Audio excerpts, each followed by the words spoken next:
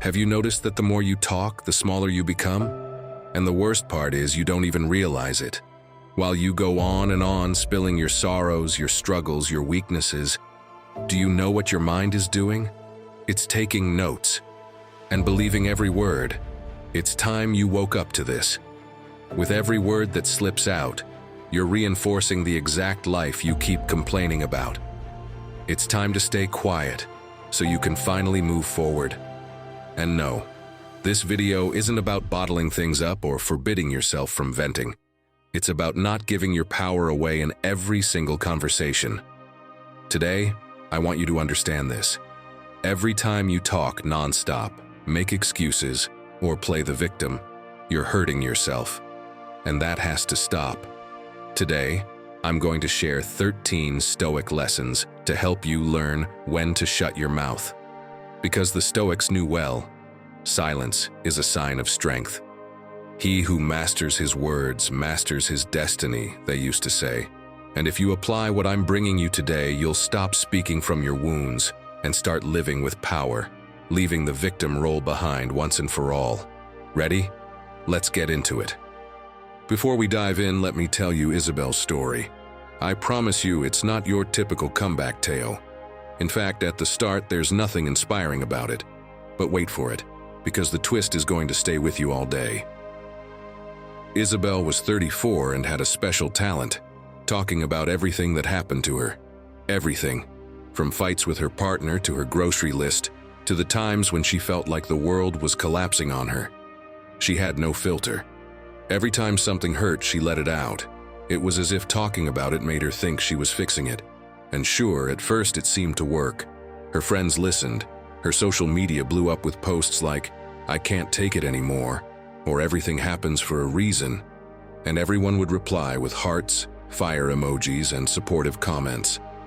Isabel felt like she was being real, like she was processing her emotions. But in reality, she was stuck. Really stuck. One day, her best friend Clara said something that hurt more than any breakup. "Isa, I hate to say this, but it seems like you enjoy suffering. You talk so much about your problems that I honestly don't know if you want to get out of them or live inside them." Boom. Silence. She didn't say a word. But that night, alone in her bed, lights off, phone on airplane mode, a phrase came to her. Something she'd read years ago but never really understood. The more you talk about a wound, the harder it is to heal. Days went by. Isabel stopped posting on social media. In WhatsApp groups, she wasn't the first one to reply anymore. People started wondering if something was wrong, when actually everything was happening. For the first time, she was processing without broadcasting it, feeling without having to verbalize every single thing. She was living through the pain, but not feeding it with words. And that's when something strange happened. Someone recommended her a book by Marcus Aurelius. She'd never read philosophy before, but something about that simple, austere cover pulled her in. She started underlining sentences one after another like they'd been written just for her. Speak little and only when necessary. Choose not to be harmed and you won't be. What you hear, what you see, what you say, it all shapes you. Isabel realized she'd been shaping her identity through complaining, through constant narration, through a victim-centered mindset. And the hardest truth? No one was forcing her to do it. She was the one who, every day, through her words, kept reinforcing a broken version of herself. She wasn't healing, she was repeating. So she tried something else. She stayed quiet. Not the kind of silence that hurts, but an active, conscious one. Every time she felt like spilling her drama, she took a breath. She asked herself, "Am I saying this because I need help, or because I need validation?" It was uncomfortable, it was lonely, but it was freeing. And then something else changed. Her conversations with others. When she spoke with intention. She no longer felt the need to say everything. And because of that, people truly listened. Because it wasn't noise anymore. It was presence. The funny thing is, her problems didn't disappear. No, they're still there. But they're no longer the center of her life. Isabel no longer narrates her chaos. She acts on her rebuilding. And if you ask me what really changed her life, it wasn't just the silence. It was what that silence allowed her to access. She stopped telling herself a story she no longer wanted to star in. And that, my friend, that's Stoicism, even if no one ever called it that. Isabel realized it's not always about saying more. It's about embracing the power of silence, because when you stop repeating what hurts you, you start building what heals you. And that's exactly what you're about to discover now. Today, you start living from your strength, not your wound.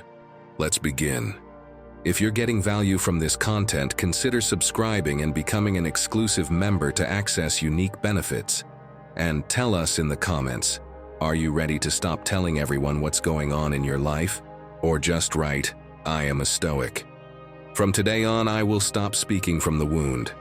That'll be your personal commitment. 1. You speak badly about yourself, and the world takes note. Listen, every time you say, I'm a mess, or I'm not cut out for this, or I can't get anything right, you're not just talking to yourself.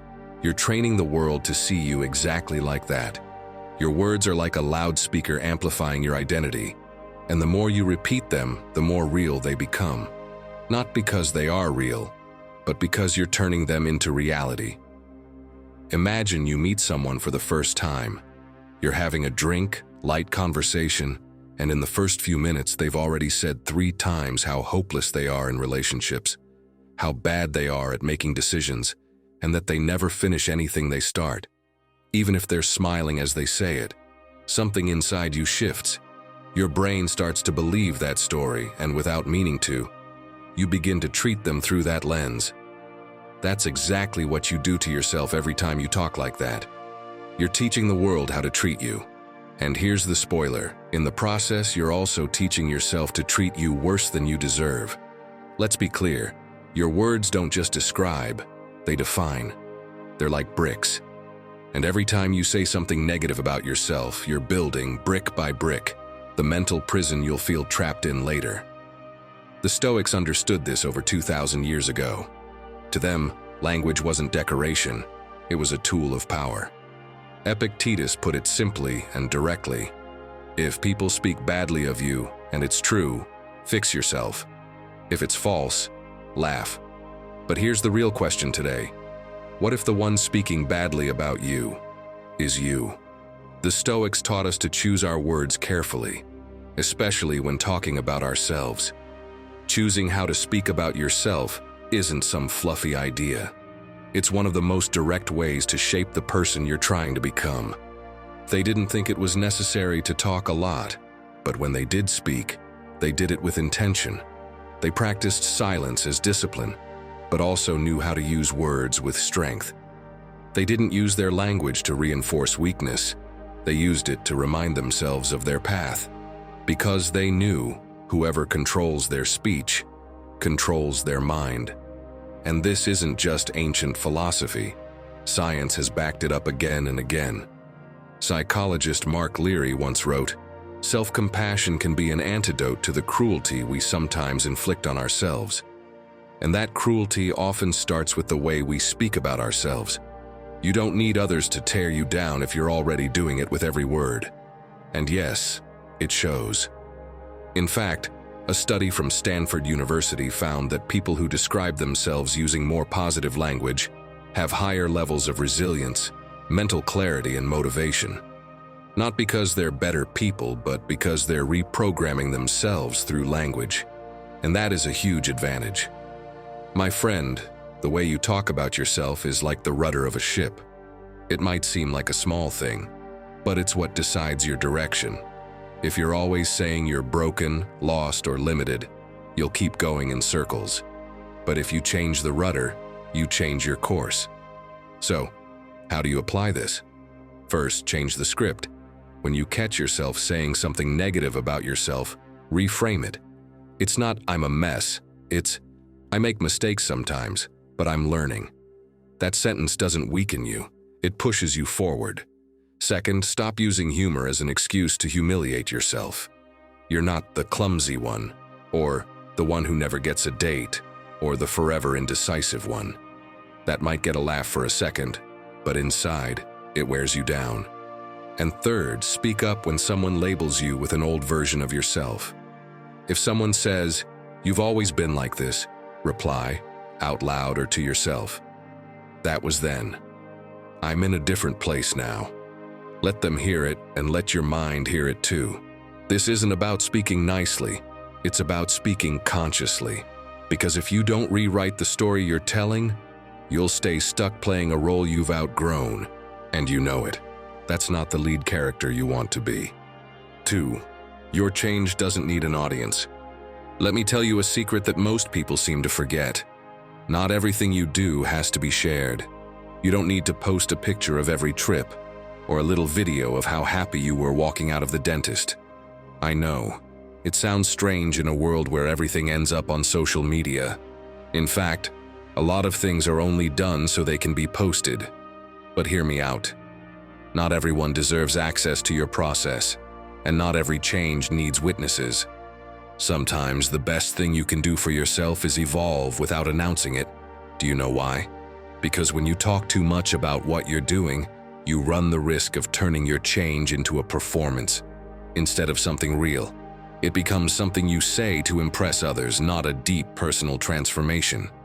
And that's where a lot of people get stuck, talking about what they're going to do, about what they're working on, posting this, posting that, but not really moving forward. Picture this. You're going through a personal shift. You've decided to take better care of yourself. You're waking up earlier, exercising, eating better, but you don't say a word about it. No story on social media, no mention at dinner, nothing. You just do it. And one day someone looks at you and says, "Hey, you look different. Are you doing something?"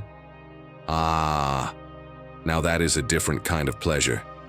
Not because you're getting attention, but because you've changed so much for yourself that it shows, without even trying.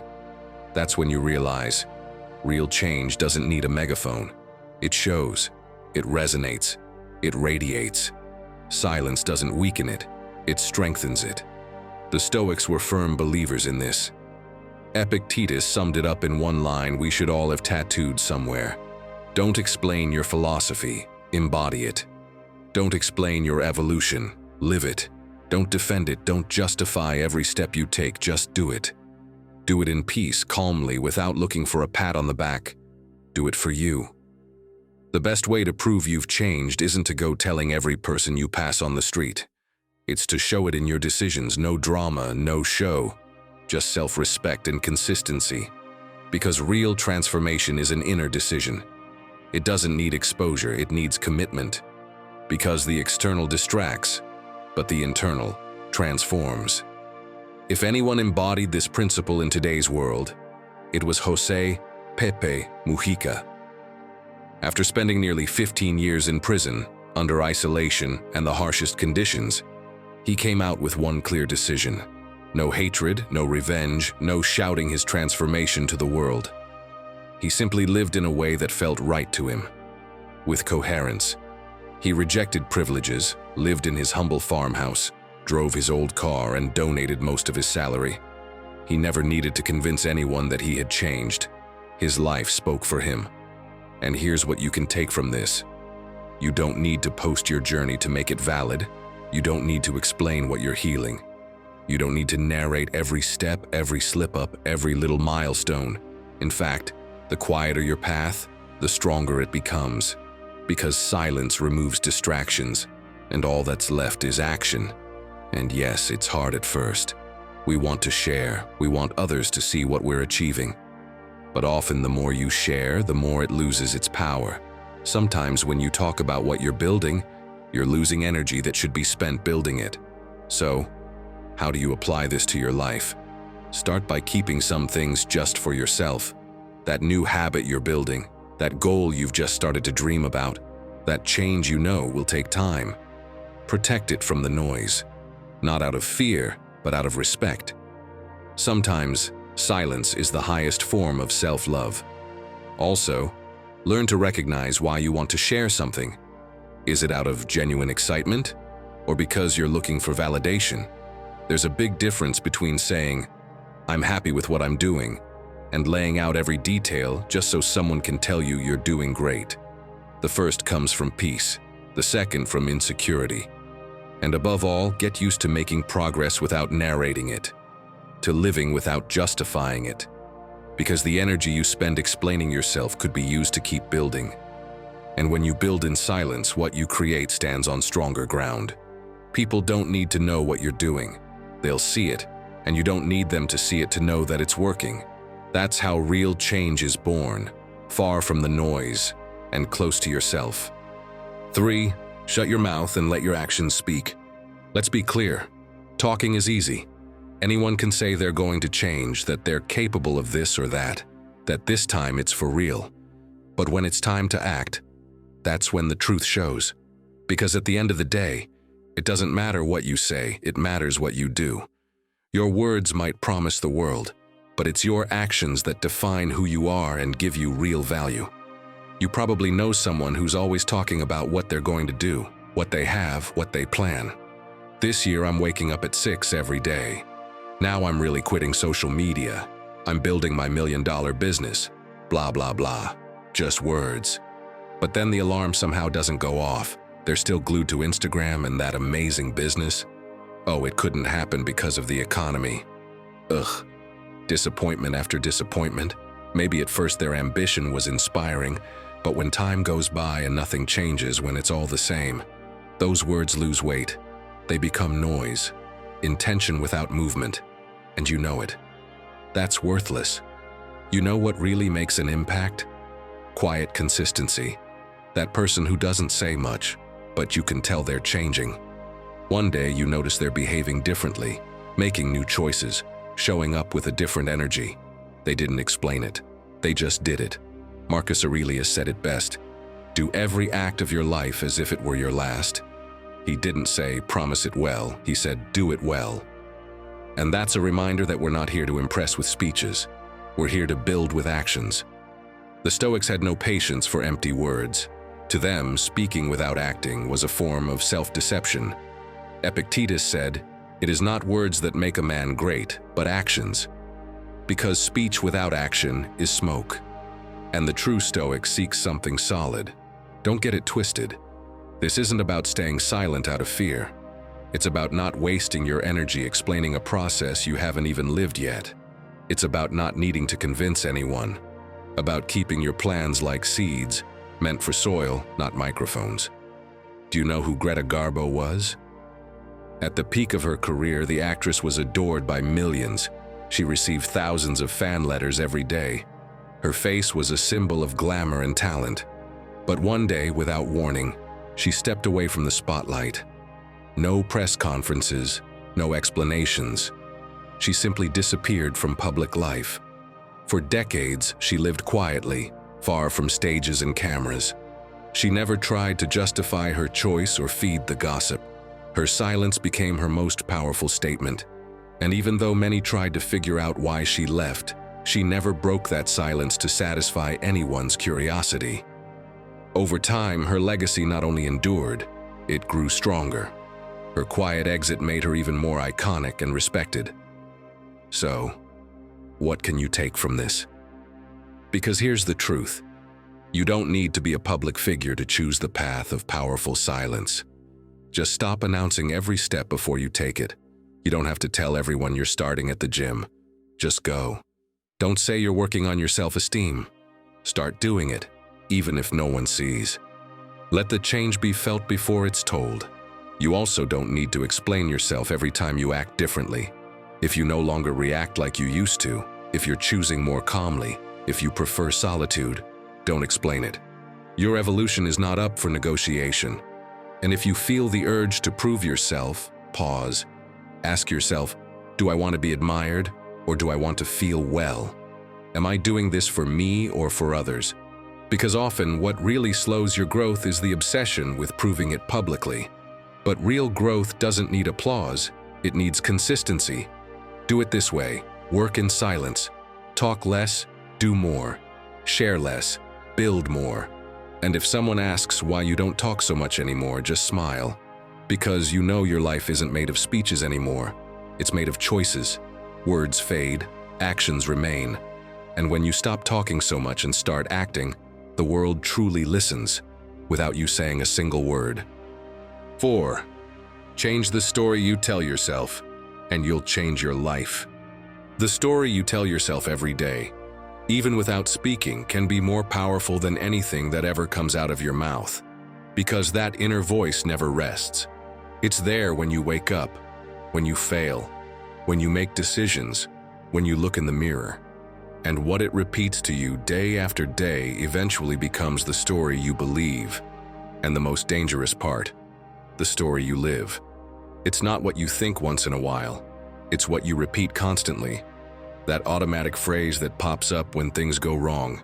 This always happens to me. I'm a mess. I'm not good at this. No one's forcing you to say it. No one's putting it in your head, it's you. And you do it without even noticing. And every time you do, you reinforce an identity that probably doesn't serve you, but still runs the show. Modern psychology has taught us that self-talk, that ongoing conversation you have with yourself, can be your greatest ally or your worst enemy. Kristin Neff, a leading psychologist in the field, has shown in her research that speaking to yourself with kindness improves self-esteem, mental clarity, and resilience in the face of failure.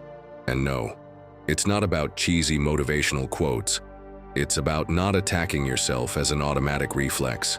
Ask yourself this: how do you talk to yourself when you mess up? Do you soothe yourself or beat yourself up? Do you stay by your side or abandon yourself? Because sometimes the best decision you can make isn't to speak, but to stay quiet.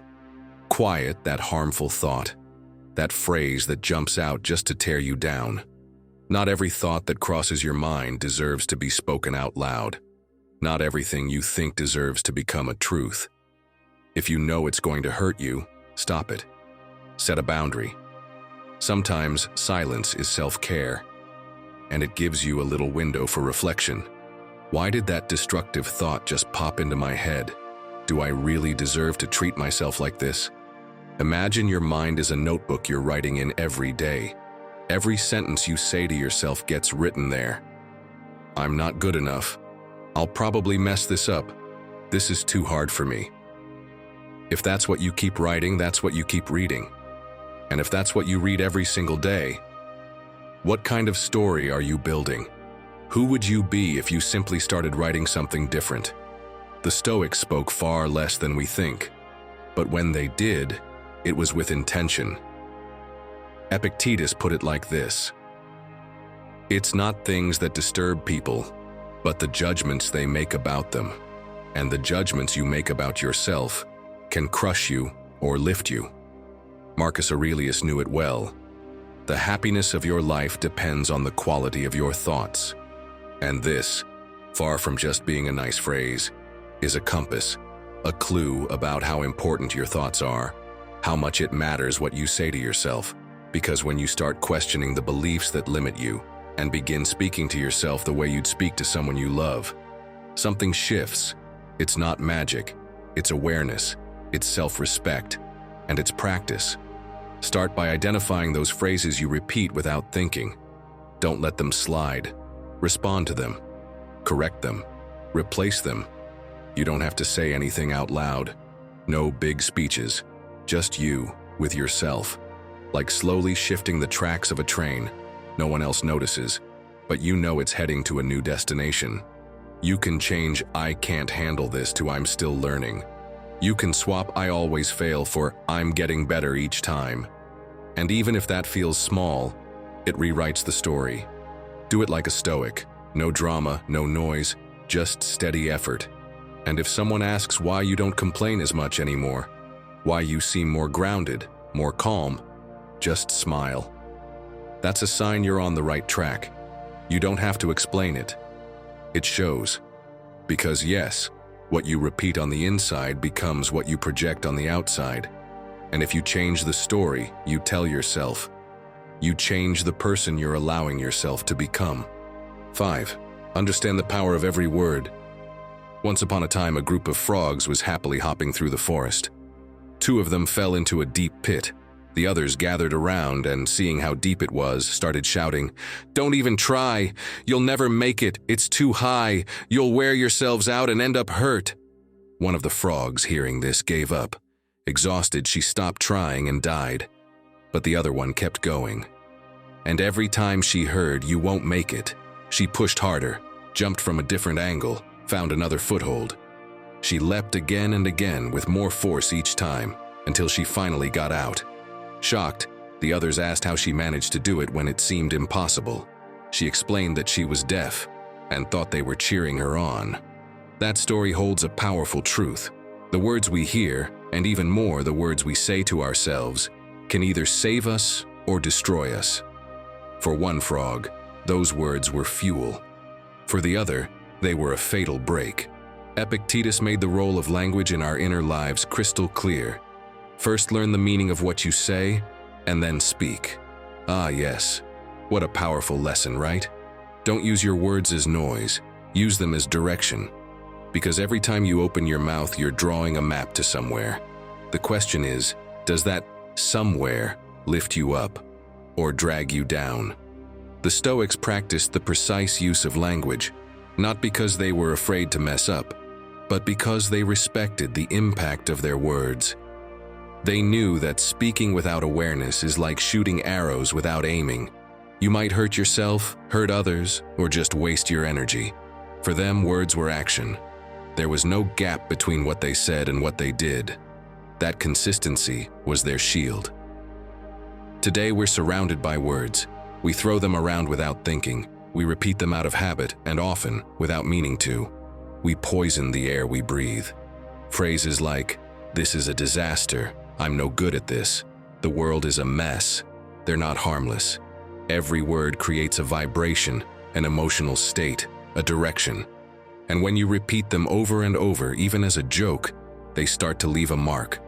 Think of it this way. Your words are like drops of water falling on stone. One drop does nothing, but thousands of drops every day can wear down even the hardest surface. That's what negative language does. It slowly erodes you without you even noticing. And no, this isn't about becoming a cheerleader robot. It's about not speaking carelessly. Speak with truth, but also with purpose. Ask yourself, does this sentence bring clarity, or does it just reinforce a complaint? Is it building something, or just offloading frustration? There's another side too, the words we say to others. Sometimes a single sentence from you might be the only thing someone hears on a tough day, and you get to choose. Will it lift them or crush them? A Stoic chooses carefully because they know a single word can open or close doors in someone else's mind. Here's how you can start. First, observe. Listen to yourself. Become aware of the things you say without thinking. A lot of the time, we repeat phrases that come not from the present moment, but from old wounds, from insecurities we've carried for years, from mental habits that no longer reflect who we are. Change them. Next, watch your tone. There's a big difference between saying, "This is hard for me," and saying, "This is impossible." It's not the same to say, "I made a mistake," as it is to say, "I'm a disaster." Small shifts, big impact. And here's something even more important. Learn to be silent. If what you're about to say doesn't help, doesn't clarify, doesn't build or encourage, why say it at all? Silence is often wiser than any argument. It's the space where your true intention can breathe. Make your words sacred. When you speak, let it have meaning. When you hear yourself, let it uplift you. Don't keep repeating phrases that hold you back just because you're used to them. Clean house. Speak with intention. And if there's nothing worth saying, say nothing, because your words are not small. They are a reflection of you. And when you choose to use them well, you begin to see yourself differently. And the world does too. 6. Not everyone understands what you carry inside. Has this ever happened to you? You share something that hurts and they brush it off. You talk about an idea that excites you, and they look at you with skepticism. You try to explain why you're changing, and you get a cutting comment, an ironic smile, a careless critique. It's frustrating, draining, like talking to a wall that not only doesn't listen, but throws your words back at you with double the judgment. Trying to make someone understand what's going on inside you when they don't have the openness or the tools to understand is like trying to pour the ocean into a bottle. And without realizing it, you wear yourself out. You explain, you justify, you tone yourself down, you change your voice, you rephrase, and still, nothing, it doesn't land, it doesn't get through. Because there's something hard to accept, but vital for your peace of mind. Not everyone is ready to understand you. Picture this. You keep hurling yourself at a closed door. You wear down your shoulders, your energy, your time. You knock with words, with arguments, with emotion. But the door doesn't open. Because it's not about how hard you try. The key isn't in your hands, it's in theirs. And if they don't want to use it, there's nothing you can do. That's what it feels like to try to be understood by someone who doesn't share your values, your perspective, or your journey. It's like trying to plant seeds in dry, cracked earth. That's why many times the wisest decision isn't to push harder. It's to go quiet. Epictetus said it bluntly. If you want to improve, be content to be thought foolish and stupid. Brutal, right? But honest. What he meant was, if you're committed to growing, accept that there will be people who don't understand your process and may even judge you for it. And instead of trying to win them over, just keep going. Even if they call you weird, even if you don't fit in, even if no one claps. The Stoics knew that trying to explain yourself to someone who refuses to listen is a form of weakness, not because of the act of speaking, but because of the need behind it, the need for external validation. And that need, when it becomes constant, turns you into a slave to others' opinions. That's why, for them, real freedom started with an internal choice. Stop needing others to understand your path. And no, this doesn't mean you should close off or never share anything. It means be wise. Know when to speak and when to stay silent. Know which battles deserve your energy, and which ones just deserve distance. Sometimes staying silent isn't repression. It's protection. It's self-care. It's choosing not to waste your process trying to get someone to understand from a place you've already outgrown. Want a golden piece of advice? Stop using your energy trying to be understood. Use it to keep building, because while you're explaining, others are moving forward. And you came here to move forward. Also, when you explain too much, you open the door for others to weigh in on something you're still forming, and that can contaminate your process. Some things need to mature in silence, like a seed that hasn't broken through the soil yet. If you dig it up too soon just to show it, you kill it. So here's what you can do. When you see someone doesn't get you, don't force it. Not everyone has to understand your pain, your vision, your growth. Breathe, smile, and keep going. When something excites you deeply, think twice before sharing it. Ask yourself, do I really want to share this? Or am I just looking for validation? And if you're in the middle of deep inner change, protect it. Don't expose it to people who won't know how to see it. Sometimes the best support is silence. Sometimes the most powerful thing you can say is nothing. Because if you constantly have to explain yourself to be accepted, chances are you're in the wrong room. And remember this, you're not alone. There are others like you, walking in silence, eyes clear, not asking permission to feel differently. You'll find them. Until then, don't shrink yourself to fit in. Don't explain yourself to be understood. Don't dim your light to be accepted. Not everyone understands what you carry inside. And that's okay, because what you carry inside isn't for everyone. It's for you. 7. Saying it might calm you, but doing it transforms you. Tell me if this sounds familiar. You're talking to a friend about your next big project, how motivated you are, how this time it's for real. And for a moment, you feel amazing, like you've already done it. Like just by saying it out loud, you've made it to the top. But here's the spoiler. It's a trap. You haven't done it, you just said it. And the problem is, your brain doesn't always know the difference. Plenty of studies have shown that when you talk about your goals, about what you want to accomplish, your brain activates the same circuits as when you actually achieve them. Dopamine, endorphins, that sweet chemical hit of satisfaction. But there's just one issue. You haven't done anything yet. You just talked about it. Derek Sivers explains it like this. When you share your plans, your brain feels like you've already made progress, and that relaxes you. It slows you down. It holds you back. And sure, that has an upside. But you have to know how to manage it. Because why keep pushing if you already got the social reward? Why fight for something if you've already been applauded just for thinking about it? Imagine climbing a mountain, but every time you go up a few meters, you stop, climb back down, and head into town to tell everyone how great your progress is. Think you're ever going to reach the top like that?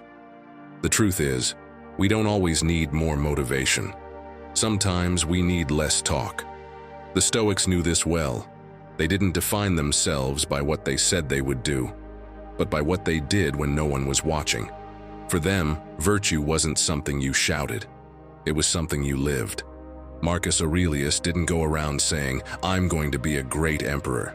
No, he simply was. No cheap dopamine hits. He made mistakes, faced conflict, had setbacks, but he acted. Because, my friend, think about it. If you need to explain something too much before you've lived it, it might not be as real as you think. Here's the uncomfortable truth. The more you talk about what you're going to do, the less you actually do it. Not because talking is bad, but because you're using it as an escape, a temporary comfort, a round of applause before the show even starts. And real motivation doesn't come from applause. It comes from commitment. Doing without telling has a powerful side effect. It makes you stronger. Because when no one's watching, and you still show up, still train, still follow through, you're building something solid. No external expectations, just you with yourself. And that kind of consistency doesn't rely on approval. It's internal, real, unstoppable. Silent action also has a hidden advantage few people appreciate.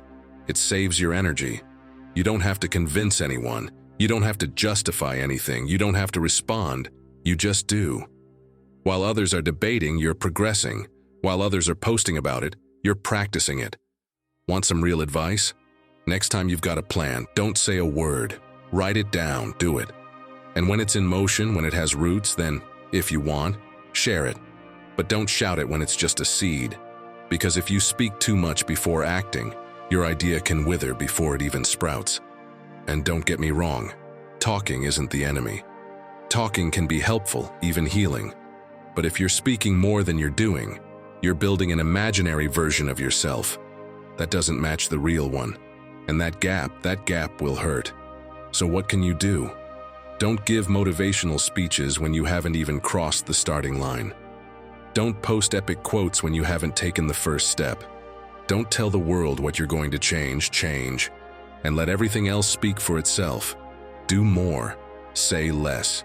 Let your energy go into building, not dressing things up, because saying it might bring you calm. But doing it transforms you. And at the end of the day, life doesn't change because you announce it. It changes because you act, because you keep going, because you choose to prove in silence what others only say out loud. 8.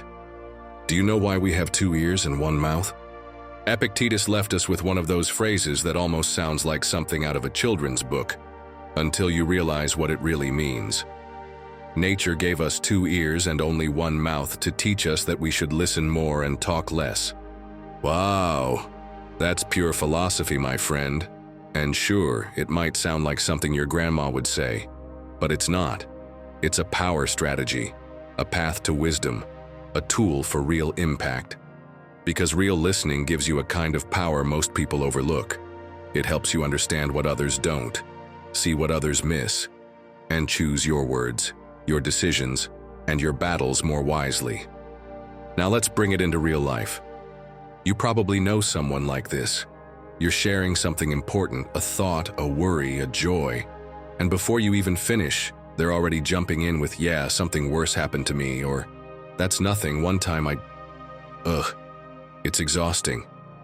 It's like your story is just a warm-up act for their monologue. They're not listening. They're just waiting for their turn to talk. And the worst part isn't that they didn't listen. It's that, deep down, you know they didn't learn a thing. They don't catch the nuance, they don't make space for understanding, they don't leave room for what you bring. It's all me. And in the end, you walk away from that conversation feeling more alone than before. Do you think a Stoic would do that? Epictetus, who was a slave before becoming a philosopher, knew what it meant to be forced to listen, and yet he turned that experience into a virtue. He taught his students not to rush into speaking, not to use words as a shield, but as a tool. He himself would sit in long silences while others presented their ideas, even when he didn't agree. Because he knew silence gives you the upper hand. It lets you see more, and it makes you stronger. Marcus Aurelius, as emperor, could have been the loudest man in Rome. But his writings are filled with questions, with doubt, with quiet reflections born more from listening than from ego. He sat with scholars, soldiers, slaves, and he listened, really listened. Not to reply, to understand. And you? How many times have you missed something important because you spoke too soon? Because you cut off a moment that could have taught you something? Listening isn't passive. It's a choice. It's the humility to admit you don't know everything, and the wisdom to know when to shut up and let someone else show you something you wouldn't see on your own. Picture this. You're in a room with 20 people. Only one of them has the answer you need. But you're so busy talking, filling the air with your own voice, that you never give them the chance to speak. What did you just miss? Now flip it. Imagine staying quiet, watching, asking questions, truly listening, not just with your ears, but with your full attention. What happens then? You start picking up on things you used to overlook. You notice details, you see patterns, you make better decisions. Listening is like training in silence while others show off. You're not shining on the outside, but you're building. And when the time comes to speak, your words land harder because they come from a place of true understanding. And yes, sometimes staying quiet is about strategy too. Not everything deserves a response. Not every comment needs a comeback. Some people are just looking for a fight, and if you join in, you lose. Silence isn't cowardice. It's control. It's class.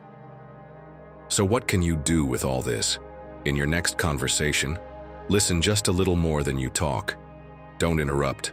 Pause before you reply. Ask more questions. Judge less. And above all, start valuing the people who really listen to you. They're rare, very rare. And when you become one of them, everything shifts. Because people don't remember what you told them. They remember how you made them feel. So next time you're about to talk just to talk, remember this. You have 2 ears and 1 mouth. That's not an accident. It's design. Use the ratio. Because the one who knows how to listen always sees something others miss and doesn't need to shout to be heard. 9. If you depend on applause, you won't get far. You know what's the most dangerous part of sharing everything you do? That you might start confusing applause with progress. And when that happens, you're lost. Because if you constantly need other people's reactions to keep going, you're not building discipline. You're building dependence. Your consistency turns into a performance. Your process becomes a show. And worst of all, you stop hearing your own voice because all you can hear is the echo. Today, everything is broadcast. Everything is posted. Everything is announced. There are people who literally can't move forward unless someone is watching, unless there's an audience, unless there are likes. But hear this. The strongest part of you isn't what you show. It's what you do when no one's watching. Let me tell you something personal. Years ago, I spent nearly 3 months preparing to make a big change in my life. I had studied, trained, planned. I felt ready. And just before I started, I talked about it. I told my friends, my circle. This is it, I said. Everyone congratulated me. They encouraged me. I got that shot of dopamine, that emotional boost that comes from applause. And you know what happened? Nothing. I didn't start. I got comfortable in that feeling. And it took me another 3 months to recover the momentum. The problem wasn't sharing the plan. The problem was sharing it for validation. And once I got it, my brain thought I had already done something. I gave myself a reward before even beginning. That was the lesson.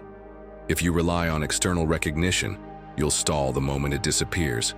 The Stoics didn't live to be applauded. They lived to act in line with their values, even if no one understood them. Marcus Aurelius, Emperor of Rome, wrote every night about what he'd done wrong, what he could improve, what character flaws he needed to refine. He didn't do it to post online. He did it to grow. He once wrote, "True glory consists in doing what deserves to be written, and writing what deserves to be read. And even more important, doing it even if no one is watching. Because when you do something meaningful and don't share it, you're planting it, you're strengthening it, you're protecting it from the hunger for approval. And that, though harder, is so much more powerful." You know why it's important to stop sharing everything you do? Because once you do, every opinion can shake you. Every comment can steer you off course. Every clap can make you feel like there's no need to keep pushing. Sharing everything makes you vulnerable to other people's thoughts. And not everyone thinks clearly. So what do? You learn to stay quiet, to move forward in silence, to build without witnesses. And no, it's not easy. Sometimes it hurts not to share. Sometimes it feels unfair not to be recognized. But that's where character is trained. That's where real strength is built. Here's how to do it. When you achieve something important, celebrate it quietly. If you want, share it later. But don't turn it into a search for applause. Let the focus stay on the achievement, not the reaction. When you have a new plan, don't announce it. Start, tweak, try.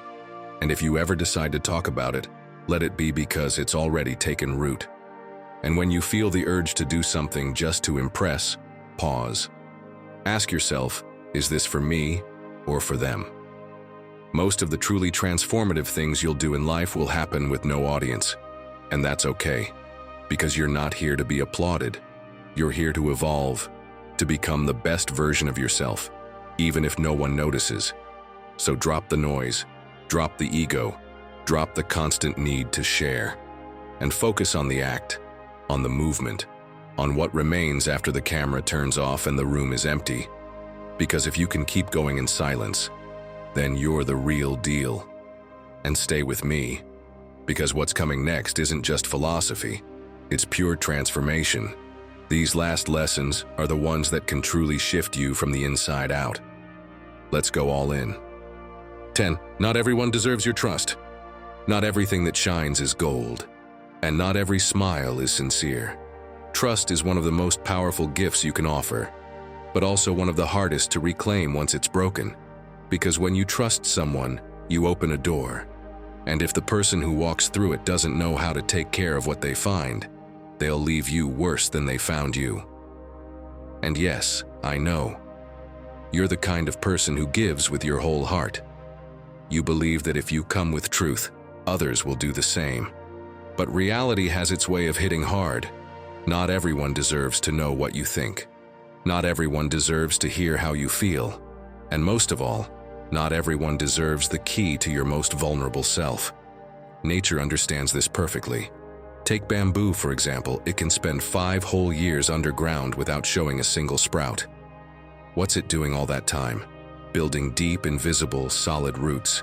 And only when those roots are ready, it begins to grow upward. That's how your trust should be. Quiet, grounded, and built slowly. Because if you give it to the first person who passes by, they might stomp on it before it even has a chance to bloom. Here's something we all experience. You're in a conversation with someone who seems kind, approachable. You open up about a tough moment you're going through. They listen, but as soon as you finish, they respond with something like, "Oh, please, that's nothing. I went through something way worse." And just like that, they're off talking about themselves, their problem, their drama, their story. And you're left there with that bitter taste of having opened something up, only for it to be used as a mirror, not a bridge. Sound familiar? The question is, why did you share that? Was it because you truly trust this person? Or was it just because you needed to vent to someone? Anyone? Sometimes we overshare simply because we don't want to carry what we're feeling alone. But trusting impulsively can leave deeper wounds than silence ever could. The Stoics understood this better than anyone. Epictetus taught his students to observe before opening up.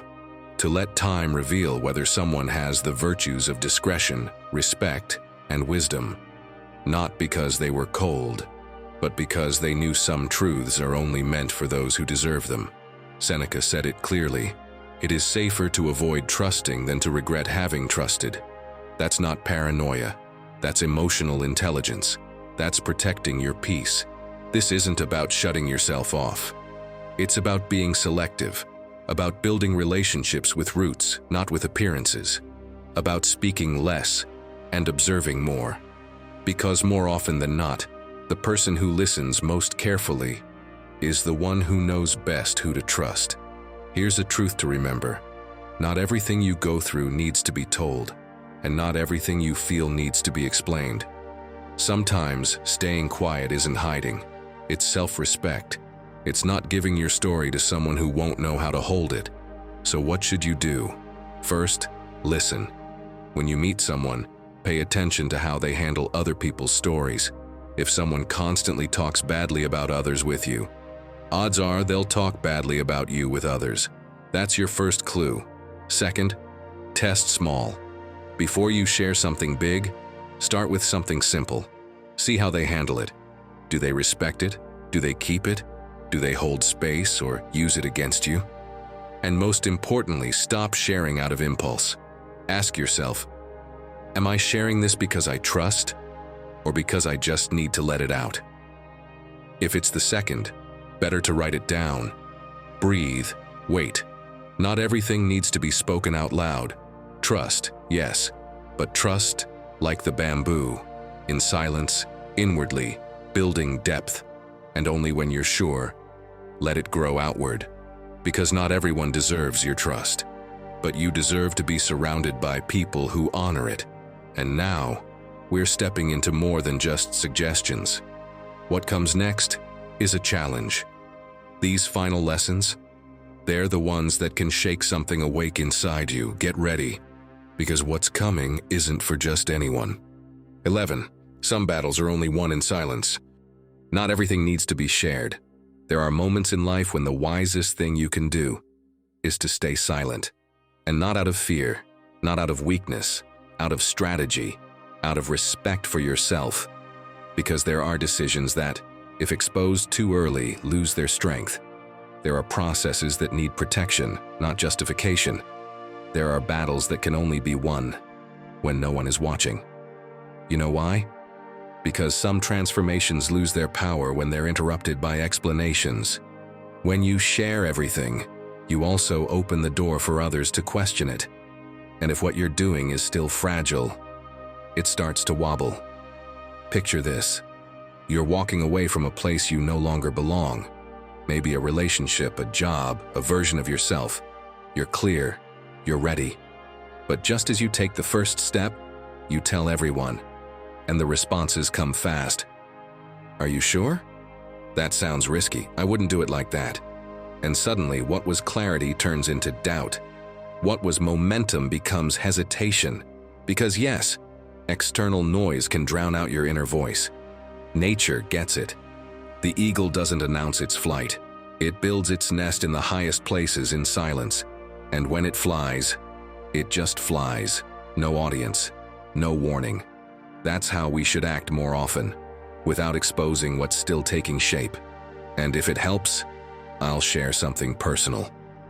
There was a time in my life when I felt the need for a deep change. I didn't have everything figured out, but something inside me was calling for it. It wasn't a passing emotion. It was that gut-level certainty. Have you ever felt that? I had made up my mind, it felt right. But before I acted, I spoke. And that's when everything shifted. I shared it with excitement, maybe seeking a bit of validation.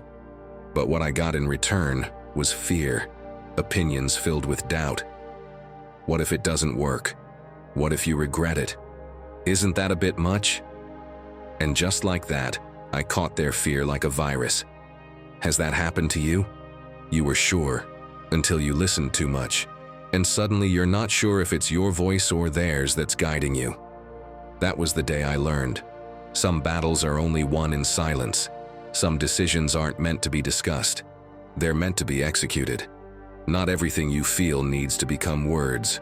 Sometimes the most powerful thing you can do is protect your direction from the noise. The Stoics understood this perfectly. Marcus Aurelius, emperor of Rome, wrote for himself. He wasn't trying to convince anyone.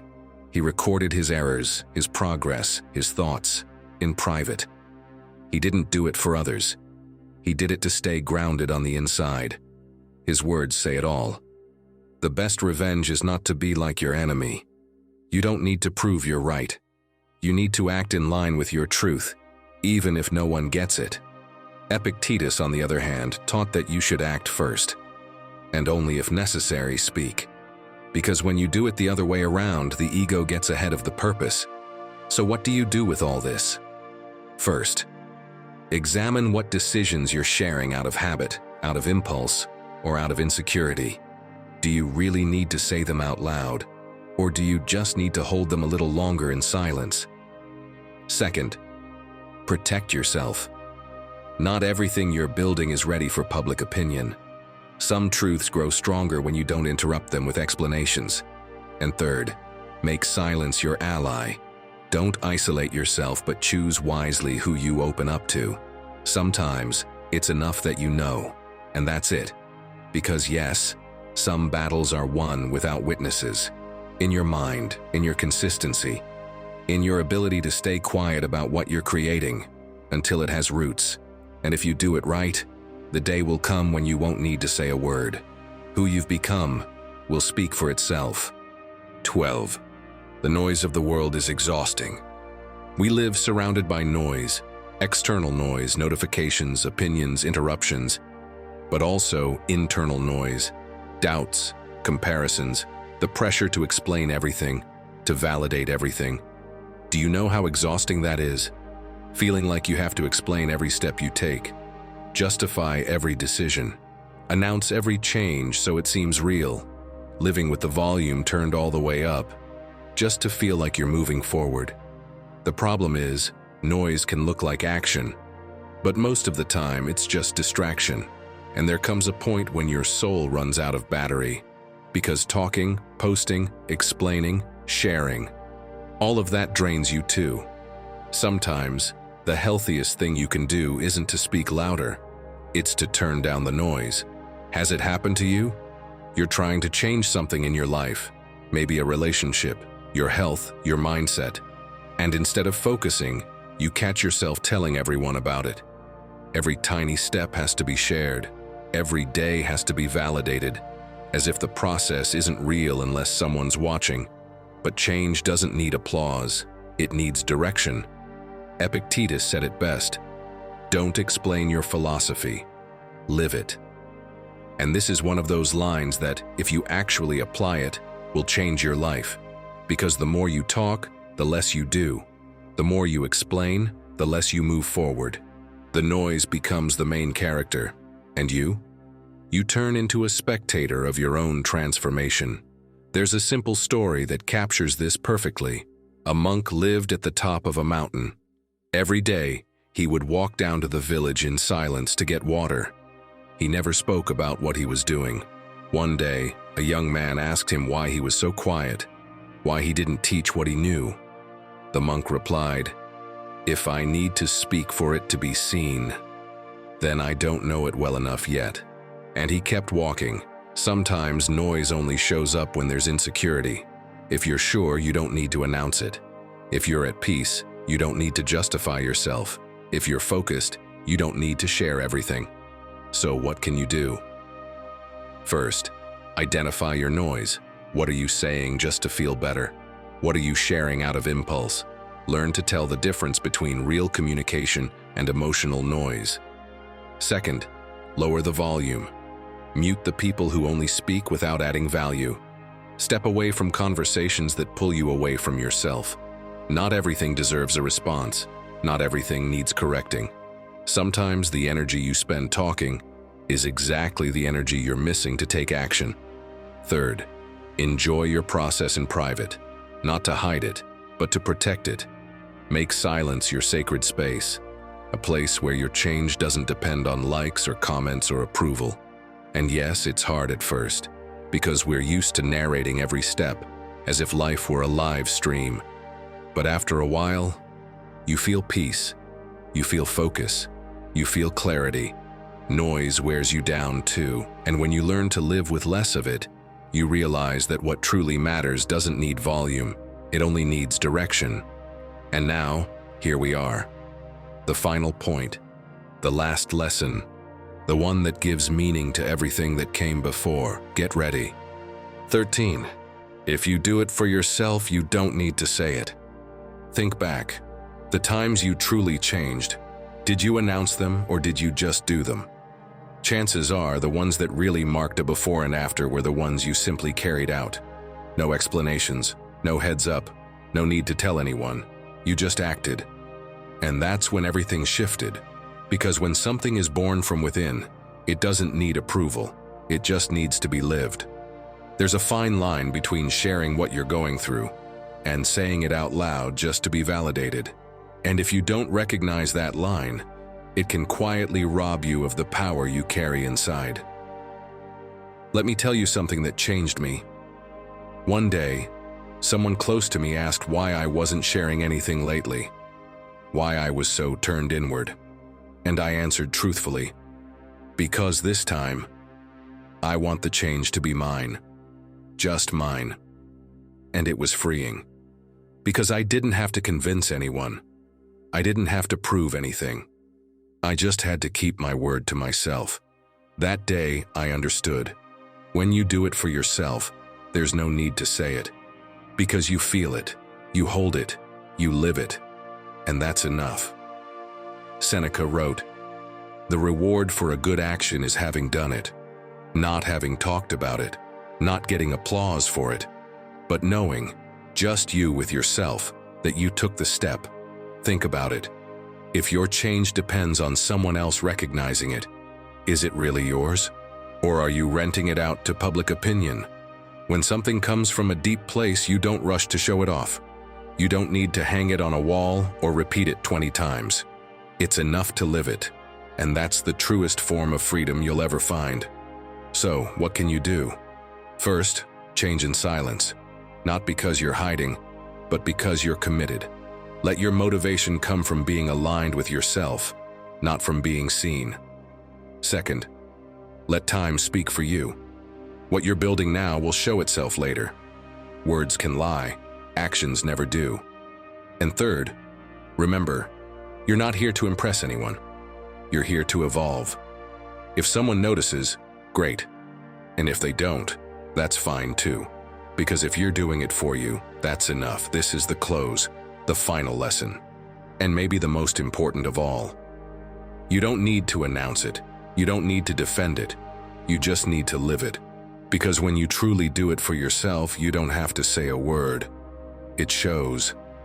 And it transforms you and everything you touch. My friend, before you go, if this content resonated with you, if something inside you clicked during this video, hit subscribe and become a channel member so we can keep diving deeper together. And drop your personal commitment in the comments. What are you going to start building in silence from today on? Or simply write, "I am a Stoic. From today on, I stop talking about it and start living it." If you're still here, you've already taken a huge step. But this journey doesn't end now. Stay with me a little longer. What comes next will show you how to use your words with intention, how to avoid letting your mouth create problems, and how to speak only when your words build, not when they drain. Take a breath. Stay right here. This part might help you more than you expect. One wrong word, and you could lose everything. A careless phrase thrown out there and goodbye to a friendship, an opportunity, your credibility. Do you realize the power your words hold? This isn't an exaggeration. What you say can build your future or destroy it. And if you don't learn to control it, you'll pay for it with what you value most. Today, I'm not here to tell you to speak better. I'm here to teach you to value silence, to speak less, and with purpose. Because Stoicism made it clear, if you don't master your tongue, you don't master your life. In this video, I'll share 10 Stoic principles to help you stop sabotaging yourself with your own words. You'll learn how silence can give you more strength, more respect, and more power than any speech. These lessons aren't theory. They're tools to help you grow quietly, with intelligence, and become someone who inspires, not someone who constantly explains themselves. Stick around till the end, because the final lesson is so powerful it might change forever the way you relate to the world. But before we begin, let me tell you the story of someone who lost everything just because he didn't know when to keep quiet. His name was Lucas, and if there was one thing he believed from a young age, it was that words could open doors. What he never imagined was that they could also slam them shut. Lucas was one of those people who always had something to say, a clever remark, a quick critique, an ironic line delivered at just the right moment. Back in high school, that made him the center of attention, and for a while it seemed like talking was his greatest weapon. He had an opinion about everything, confidently expressed, even if he didn't really know what he was talking about. And the worst part? The more he talked, the more convinced he was that he was right. By the time he was 26, he was working at an ad agency, creative, spontaneous, funny, until he wasn't. Because one day, everything fell apart. It happened during an important meeting. His team had been working for weeks on a delicate campaign for a mental health brand. Everyone was tense. The client was listening carefully. And in the middle of a serious presentation, Lucas cracked a joke. One of those jokes that only seem funny in your own head. One that made light of the issue. Silence. Awkward glances. And then, the meeting ended early. The next day he was called in. The client had pulled out. They'd lost a big account. And yes, they confirmed it. It was because of the comment. That urge to say something, to stand out, to not let the moment pass without slipping in a line. Lucas couldn't believe it.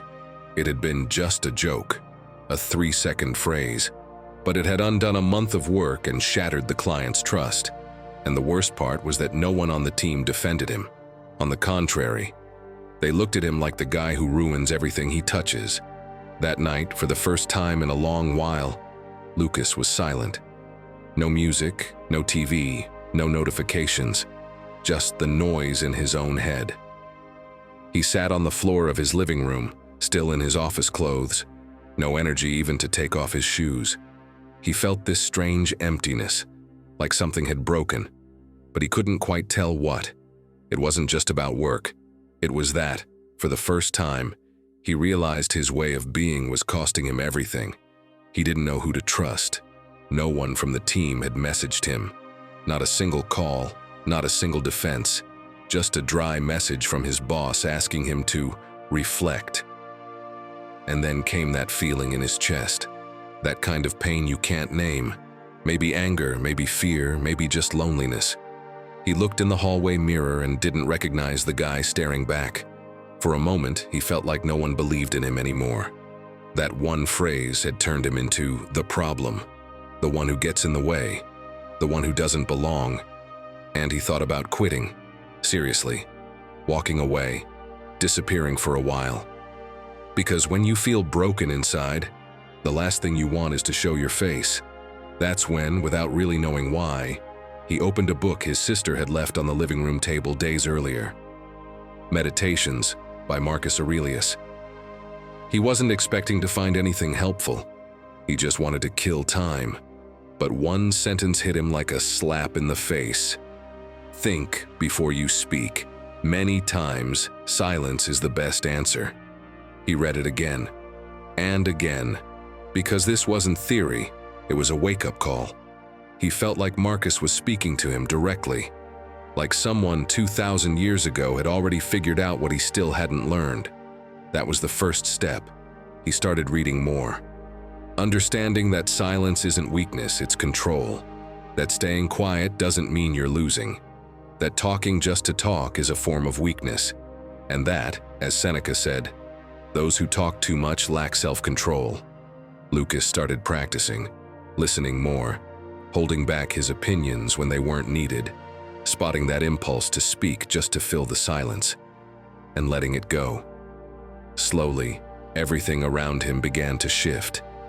So did the way people saw him. He was invited back into projects, Not because he talked more, but because he talked less, but with purpose. Today, Lucas isn't a different person. He's exactly the same. He just learned something many never do, that one word can build you or break you, and that sometimes real power lies not in what you say, but in what you choose not to say. Before we go on, if this content is bringing you value, consider subscribing and becoming an exclusive member to unlock unique perks. And tell us in the comments, what words are you going to start keeping to yourself so your life can speak louder than ever? Or simply write, "I'm a Stoic. From today on, I choose the silence that builds, not the words that sabotage me." 1. Do you really have to say that? Let me tell you something you might not like, but it could change the way you relate to the world. Not everything you think needs to come out of your mouth. Yes, you heard that right. Even if you're right. Even if you're angry. Even if you're dying to say it. Because some words may seem harmless, but when fired off without control, they become bullets, destroying relationships, opportunities, even your own image. And the worst part? Most of the time, you don't even realize it until it's too late. Think of your mouth as a misaligned machine gun. If you don't adjust your aim, it shoots in all directions, and instead of protecting you, it causes damage, even to yourself. Speaking on impulse, as an automatic reaction, without thinking about what you're saying or how it might come across, is like walking around with a loaded gun in your pocket, without knowing when it's going to go off. If you want to learn to control what you say, you need to stop firing every time something stirs inside you. That's the first step toward peace and toward real growth. Seneca made it clear over 2,000 years ago. Solitude and silence are not enemies, but allies in the pursuit of virtue and wisdom. And that's not just poetic, it's a warning. Because every word has weight. Speaking without control isn't strength, it's weakness. True mastery begins when you choose silence as a tool, not as punishment. When you decide your tongue won't act on its own, but under your command. Have you ever said something and regretted it a second later? Picture this. You're in the kitchen with your partner. It's been a long day, you're exhausted, you haven't stopped all day. And suddenly she says something like, "You always leave everything lying around, you never help with anything." And without thinking, without even taking a breath, you snap. You know what? If it bothers you that much, just do it all yourself. Let's see if that finally makes you happy. Silence. That heavy kind of silence. She looks at you, says nothing, and walks away. And you're left there, holding the pan, heart pounding with that knot in your chest. You already know you crossed the line, that it was impulsive, that it wasn't fair. And now, you don't just have to fix the fight. You also have to apologize for something you didn't even mean. But it's already out, and it already hurt. My friend, that's not control. That's letting yourself be dragged by the first impulse. And you know what a real Stoic would do in that situation? Nothing. He'd breathe, wait. He wouldn't respond with fire. Imagine Marcus Aurelius living today with social media. He'd be provoked every hour, insulted, baited into arguments. And him, in his mental toga, would just look at the screen, breathe, and go write in his journal. Because he knew real power isn't in reacting. It's in choosing when and how to speak, or whether it's worth speaking at all. But don't worry, reacting like that isn't your fault. There's a reason behind it. The Argentine psychologist Pablo Nachtigal says our most impulsive part, the reptilian brain, activates when we feel threatened. And even if that threat is just emotional, our body reacts as if there were a lion in front of us. That's why words shoot out like arrows. But if, in that moment, you manage to pause for just a few seconds, your rational brain kicks in. And what was about to be a pointless fight turns into a wiser conversation. All thanks to a few seconds. So, what about you? Are you going to keep letting your tongue run the show? Or are you going to start practicing the art of speaking less and with purpose, like a true Stoic? Let me give you 3 tips to start doing it today. First, when you feel that urge to say something, wait 3 seconds. Breathe. That tiny space between impulse and action can save you from saying something you'll regret. Second, always ask yourself before speaking, is this building something or just venting my emotion? If you're just about to throw words like someone throwing stones, wait until you're calmer. And finally, have an emergency phrase ready. Something you can say to buy time without sounding rude. For example, let me think about it for a second. It sounds simple, but it works better than you'd expect. It's a graceful barrier between you and your automatic reaction. Because yes, learning to control what you say isn't just about speaking better. It's about living better, having peace of mind, and not continuing to sabotage yourself with your own voice. Every word you hold back on impulse is an invisible victory, and those invisible victories are what make you strong, calm, and trustworthy. My friend, think about this. What if your greatest display of intelligence was your silence? That one question could change the way you express yourself from now on. 2. Stop telling everyone your plans. Let me tell you how I went from sharing all my plans to staying quiet and watching things actually start to happen. I used to be one of those people who announced every new idea like it was a press conference, but I didn't always get the support I hoped for. I remember once, full of excitement, I told a coworker I wanted to take a course on advanced design software. It was an intensive training that would allow me to apply for a better position within the company. More responsibility, better pay, and a real chance to grow. I'd already checked the dates, talked to an advisor, and was about to sign up. I told him everything, hoping for a bit of encouragement. Maybe a, "You've got this." But his reaction was very different. He chuckled and said, "You? Since when do you know about that stuff? You can barely handle your email. What are you going to do with something that technical?" It was like slamming the brakes. I went quiet, caught between embarrassment and frustration. And the worst part? I started to doubt myself. I let the enrollment deadline pass. I convinced myself maybe it wasn't for me. But the sting lingered for weeks. You know what happened in the end? That same coworker took the course without telling me. Finished it, applied for the job, and got it. The job I wanted. The one I found. The one that could have been mine if I hadn't talked too much.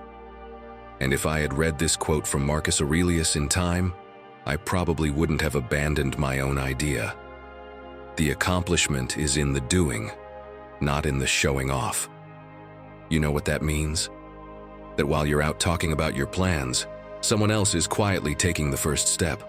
Real progress doesn't make noise. And if you truly want to start controlling what you say, my friend, you need to start here.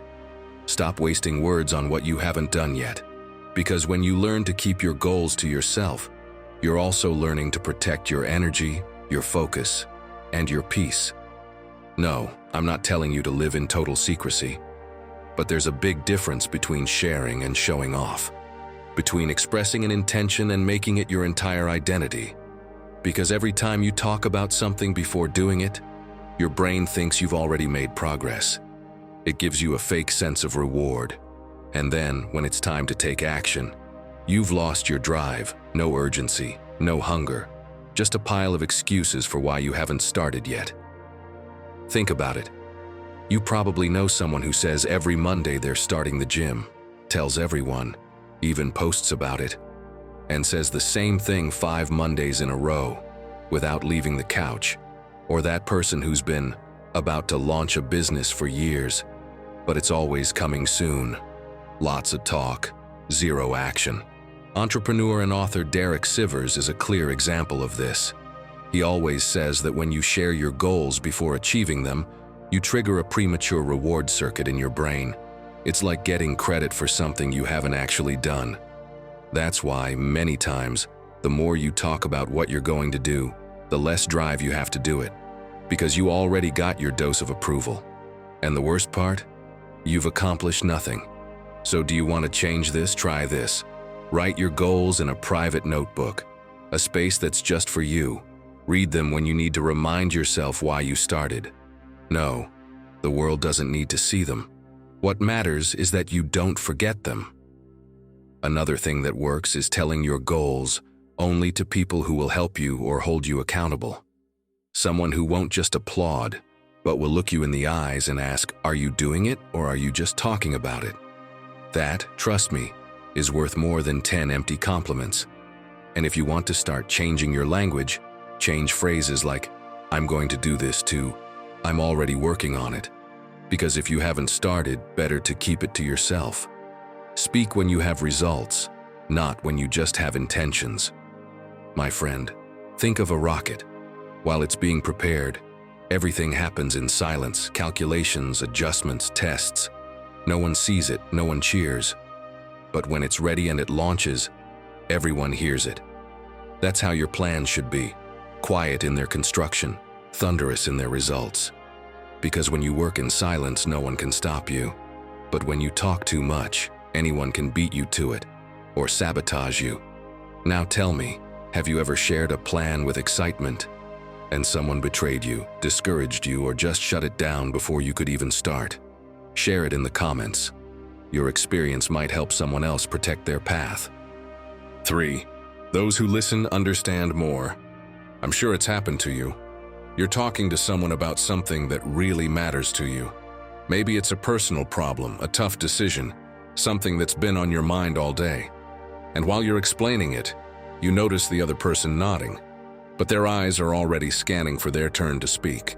And as soon as you pause, they hit you with something like, well, that reminds me of the time I... And just like that, the focus shifts. You feel invisible, ignored, like what you said was just a stepping stone for them to talk about themselves. And the worst part, my friend, you've probably done it too.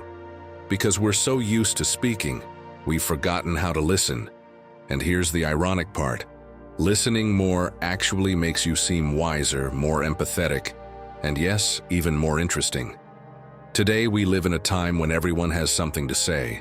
Everyone's got an opinion, a correction, an interruption, competing to be right.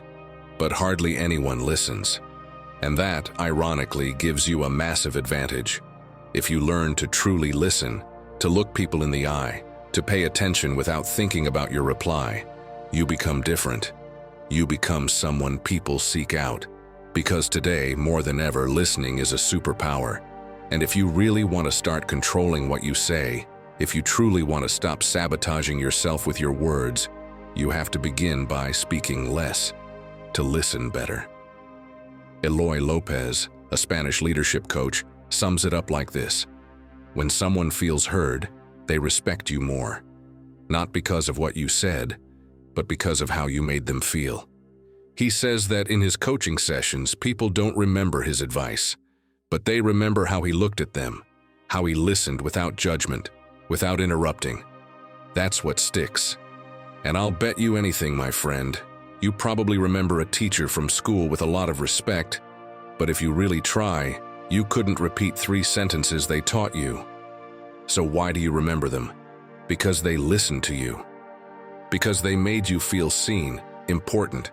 Because when you spoke, it didn't seem like they were planning to correct you, but to understand you. That's what makes the difference. And let's be clear, listening doesn't mean just being quiet. Listening is active. It's presence, it's intention. It's not about being mute, it's about being so present that the other person notices. And that builds respect, admiration, trust, and peace. Because when you stop entering every conversation to stand out, and you enter to understand, everything changes. You avoid arguments, misunderstandings, and you save energy. If you want to be someone who leaves that kind of impact, first, look people in the eye. Yes, that's simple, but also that powerful. And if you can, put your phone away. Make it obvious that you're there, not somewhere else. Second, reflect back what they told you. Say something like, so what you're saying is, or what you need is this. That shows you're processing, not just waiting for your turn. Imagine your sister tells you she's overwhelmed with work, that she has no time for anything, that she's tired all the time. Instead of jumping in with advice like you need to get more organized or you should try meditating, you could say, so what's really weighing on you is that you feel like you don't have any time for yourself. Just by saying that, she'll feel heard. She'll feel like you were really there. And chances are she'll open up more.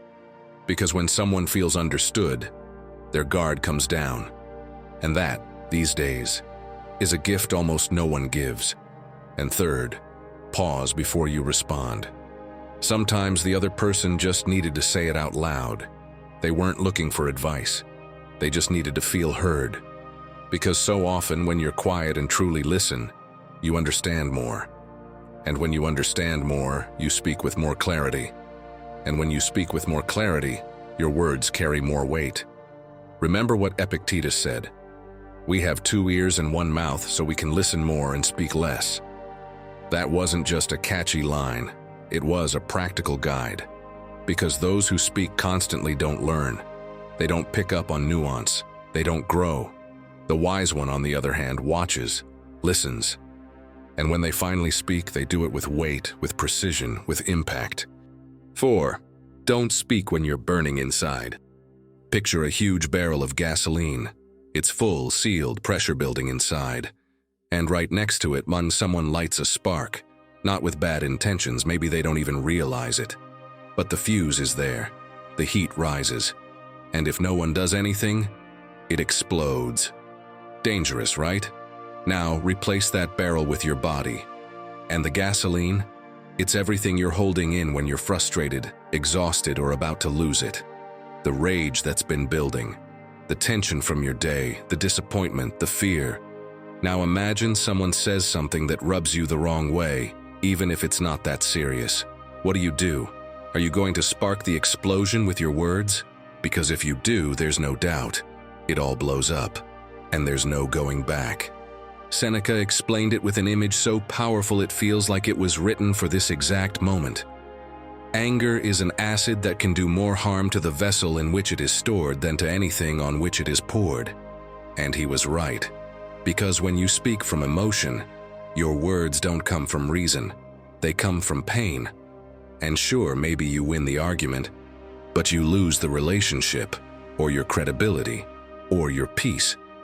And my friend, that is a price far too high for not having waited 5 minutes. You know what the key is? Learning to spot that moment, that instant when you're about to explode, and choosing not to speak. Yet, as the Spanish educator La Seco woman puts it, you're not yourself when you're upset. You're your emotion behind the wheel. What does that mean? It means you have to stop reacting from drama, stop going through life blowing up and then apologizing afterward. One of her most viral exercises is this: write what you want to say when you're furious, and save it for a few hours. When you read it later, 90% of the time you realize it made no sense. You just needed to let it out. It seems like a tiny thing, but trust me, I tried it and wow. I was honestly embarrassed when I read it back. I'm sure you've had a moment like that. You're swamped at work. You've got a dozen things going on. You're finishing up an urgent report, and just then your boss asks for something else. A well-meaning coworker comes up and says, "This is easier if you do it this way." And without thinking, you snap, "I don't need you to save me, okay? I just want to be left alone so I can work." And they walk away. And you're left there knowing it wasn't that serious. They were just trying to help. But because you were overwhelmed, you used words like weapons. And now, on top of stress, you've got guilt to carry. To avoid that, try La Seco woman's trick. If you're really upset, write what you'd say, but don't send it. Don't act on it. Seriously. Open a note just for your emotion. Say everything you need to say, but in writing. Then save it. If it's on your phone, lock it with a password. If it's on paper, stash it in a drawer where you won't see it for a while. Later, read it again. You'll be shocked by how different it feels. While you're waiting, don't just sit there. That's the worst thing you can do. You've got to move. Leave the room. Go to the bathroom. Drink some water. Open a window. If you can, take a walk. Or put on your favorite music and dance. Break the moment. That alone can drop the emotional temperature and let your brain reset. Once you've calmed down, there's something even more important to do. Ask yourself, why did I react that way? Is it really about this moment, or is it something deeper? A lot of times you're not reacting to what's in front of you. You're reacting to something that's been building for days, or weeks, or even years. And if you don't take that pause, you'll keep exploding in the wrong direction.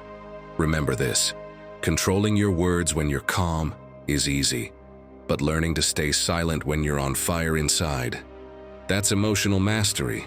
That's what gives you peace. That's what real growth looks like. So don't speak when you're burning, because even if you put out the fire later, the ashes stay with others. 5. Not everyone deserves to see your vulnerable side. Tell me something, my friend. Have you ever shared your most personal story in a casual conversation without thinking about who was sitting in front of you? And then regretted it? Because it happens. There are people who open up like they're on a reality show. They tell their entire life story in the first conversation. Family drama, past traumas, emotional wounds, everything. But later, when someone betrays them or uses their words against them, they say, "I never saw it coming." And from the outside, you might think, well, no surprise there. You told everyone. But you know what? It's not that simple. Because when we share something personal, we're not expecting betrayal. We're hoping for connection, relief, understanding. And that's where the problem lies. We give it away without knowing if the other person knows how to handle it. That's why you're here, my friend. Because you already know that not everything needs to be silenced, but it does need to be filtered. Because silence, when it protects your peace, isn't coldness, it's wisdom. Marcus Aurelius said it simply and directly. Don't worry about what others think of you. Focus on what you think of yourself. What does that mean? That you don't need to reveal everything to feel valid. That your worth doesn't depend on how many people know your scars. That some battles are fought and won in silence, with no audience. I'm telling you this because it happened to me, with someone I thought I knew well. We saw each other often, talked regularly, shared time, and I thought I could trust them. So one afternoon after a long talk, I decided to open up and share something I was deeply ashamed of, that I struggled with food anxiety, that there were times I couldn't stop eating even when I wasn't hungry, that it made me feel awful, guilty, out of control. And as I shared it, I felt a weight lift. I thought I'd been understood. But a few days later at a dinner with friends, something happened that I never imagined. I was eating more than usual, nervous about something that had happened at work. And suddenly, right in front of everyone, this friend joked, "Hey, slow down. Looks like you can't stop today. What's going on? Got some of that food anxiety again?" And I froze. It felt like all the air in the room disappeared. Everyone laughed awkwardly. I swallowed hard, faked a smile. But inside, I broke. I felt shame, anger, helplessness. Not because of what he said, but because I'd given him access to a part of me he didn't know how to respect. From that day on, I learned. And that's why I'm telling you now. I don't want the same thing to happen to you. Something that helped me a lot was listening to Molo Sebrian, the creator of the podcast Understand Your Mind. In one episode, he talked about how we shouldn't turn our vulnerability into social currency. Because sharing your wounds doesn't make you more relatable if you do it without awareness. It just leaves you more exposed, more fragile, and more hurt if someone misuses it. So what can you do? First, before sharing something intimate, ask yourself, has this person shown me loyalty or just friendliness? There's a big difference between someone being nice and someone being worthy of knowing your deepest pain. Also, try sharing something neutral first. Not too personal, but something you can observe. Do they keep it to themselves, or does it travel? That'll give you a clear sign. Because someone who shares what belongs to others will definitely share what belongs to you. And remember this, you don't have to tell everything to heal. You can process it with yourself. Write it down, reflect on it, cry it out in silence, or share it with a professional. Someone who knows how to hold space without judgment. But not just anyone, not someone who listens just for entertainment. Not someone who hasn't proven they'll treat your words with care. My friend, This isn't about staying silent out of fear. Not at all. It's about speaking when you know you're being heard with respect, about protecting your process, about growing without needing to display every step. 6. Sometimes silence commands more than words. Shh. Do you hear that? Exactly. Nothing. That's the sound of respect, the sound of control, because silence, when used wisely, is powerful. It doesn't need decoration or explanation. Well-placed silence is like a wall of marble, solid, impenetrable, elegant.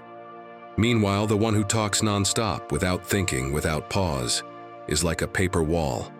It crumples at the first touch. All noise, no strength. Leonardo da Vinci knew this well. Yes, beyond painting and inventing, he understood the power of silence. He said it bluntly, "Nothing strengthens authority so much as silence." He, who observed more than he spoke, understood that in a world full of noise, the one who masters silence owns the moment. It's not about staying quiet out of shyness. It's about your presence needing no explanation. Because when you stay silent with intention, it's like speaking in bold. Silence isn't absence, it's presence, it's strategy. It's a wordless statement that says, "I'm here, I'm listening, but you won't drag me into the mud." Marcus Aurelius got it too. In fact, he wrote it down for anyone who wants to master their words. The best answer to anger is silence. Because when someone yells and you don't respond, it doesn't mean you're losing. It means you're in control. Let me paint a scene I know you'll recognize. A family meal. Topic: vacation plans. One wants the beach, another wants the mountains, another doesn't want to go at all. Suddenly everyone's yelling, interrupting, blaming, and you stay silent. Not out of passivity, but because you know this isn't your battlefield. You just listen, observe, breathe, and while everyone else loses control, you stay composed. In the end, you're the only one who didn't say something regrettable, the only one who didn't have to apologize, the only one who commanded respect without raising your voice. Not long ago, I listened to an interview with Jefferson Fisher, and he said something that made me stop the audio and take notes. He was talking about those moments when someone throws a loaded question at you, or makes an out-of-line comment, and our instinct is to react immediately, to respond like we're defending ourselves in court. But he said, "Wait, pause, don't answer right away, because when you go silent, even for 3 seconds, you don't come off as uncertain, you come off as powerful, grounded, in control.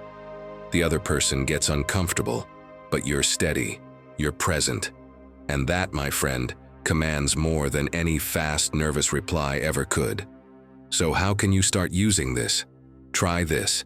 When someone comes at you with words, don't fire back right away. Stay silent. Look them in the eye, not with aggression, but with calm resolve. That pause is worth more than 1,000 responses, because what you're doing is breaking the game. You're not stepping onto their field. You're not falling into their trap. You're silently saying, "You're not pulling me out of my center." Another strategy, which Fisher explained brilliantly, is to use that pause strategically when someone asks a tough question or throws a passive-aggressive comment your way. He says that if you reply impulsively, you can come off as insecure or rattled. But if you pause, even just for a beat, you radiate calm, clarity, and control. You show that you think before you speak, and that earns instant respect. Like he says himself, sometimes the most powerful response is the silence before it. And if it's really hard for you to stay quiet because your body gets restless, try a physical trick. Wiggle your toes inside your shoes.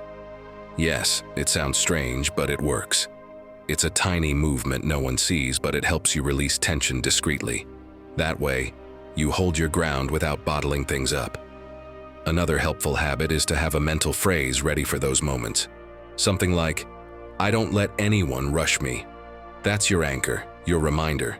Because this isn't about looking calm, it's about being calm. The best part of all this? When you learn to control silence, you also learn to control your words. Because now you don't feel that urgency to respond. You no longer need to have the last word. And funnily enough, when you speak less, your words carry more weight. They hit deeper because they come clean, without noise. 7. Your results matter more than your words. Everyone says they're going to change, that this year is the one, that now it's for real, but then life stays exactly the same.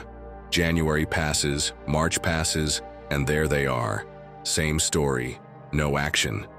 You know who really makes an impact? The one who doesn't shout about it, the one who simply does it. Because in a world where everyone's talking, the one who moves in silence becomes unforgettable. Let me tell you about someone who understood this perfectly. Her name is Madison Richardson. She's a professional rock climber, the kind who trains even with broken nails. One day she decided she had to do something different if she really wanted to get to the podium. So she deleted Instagram from her life. Goodbye posts, likes, motivational comments. She stepped away from the noise so she could train like never before, not to prove anything to anyone, just focused on her goal. And what happened? She came back stronger. She didn't just compete, she won. In an interview, she said, "By stopping the need to show my progress, I accelerated it. I had more focus, more energy, more real motivation." That's the power of silence. You don't need to be on social media to get this lesson. Maybe you've also found yourself saying, "I'm going to do this," or "I'm going to achieve that." And then, nothing. You burn your energy talking, dreaming out loud, chasing that quick validation. But when you don't follow through, your words just hang there like deflated balloons. Talking is fine, sure. But acting, that's a whole different game. And when you stay quiet to build, to grow, to surprise, your respect level rises. Because you didn't ask for it, you earned it. Marcus Aurelius, who had nothing to prove to anyone, said, "Stop talking about what a good man should be one. Don't say you're going to be strong, just be strong. Don't say you're going to change, do it, don't explain what you'll do tomorrow. Let them see it when it's already done." Because in the end, speeches are forgotten, but actions stick. And think about this. If Marcus Aurelius had Instagram, he wouldn't post a photo of his morning routine with a discipline mode on caption and fire emojis. None of that. He'd get up, train his mind, write in his journal, and live like an emperor. And 1,000 years later, you'd still be here saying, "Wow, that man had clarity," all without posting a single story. And if you want to be like him, modern version of course, here are a few steps that might help. First, swap out "I'm going to start" for "I've already started." Because when you talk about what you're going to do, your brain gets a kind of premature reward, like it thinks you already did something, and that steals your drive to actually do it. So if you haven't started yet, keep it to yourself. When you do, let your results speak. Next, keep a private log of your progress, not a display for likes. Buy a notebook. Use a note on your phone. Whatever works, but make sure it's just for you. Write down what you did today, how you felt, where you improved. That gives you perspective, without needing applause. True progress isn't measured in comments. It's measured in consistency. And finally, when you feel that urge to share something just so others will cheer you on, pause. Breathe. Ask yourself, why do I need to tell this? If it's to stay motivated, remember, the strongest motivation comes from doing, not from approval. If it's to impress, then wait until you have something truly impressive to show. My friend, I'm not saying you should be invisible. I'm saying you should become so solid, so focused, that you don't have to explain yourself. That when the time comes, people see your results and say, "I didn't see that coming." Because that's how you earn respect. Not with promises, but with proof. So if no one's clapping for you today, that's okay. The echo of your results will make more noise than 1,000 empty promises. And when that happens, you'll never need to justify yourself again, because you'll have learned to control what you say and let what you do speak for you. 8. Complaining won't save you. I'm so fed up with this job. This always happens to me. I never have time for anything. People don't change. Life's unfair. Sound familiar? We all have that one friend who constantly complains about work. They can't stand their boss, they hate Mondays, they're just counting down the days to vacation. And yet, year after year, they stay. There's also the one who complains about their partner. They don't get me, they don't support me, they're not who they used to be. But they don't do anything. They don't talk about it, they don't make a decision. They just keep repeating the same complaint over and over. And don't even get me started on the people who say they don't have time, while scrolling endlessly or binge-watching shows they don't even like. Sound familiar? And what if that friend was you? Complaining is addictive.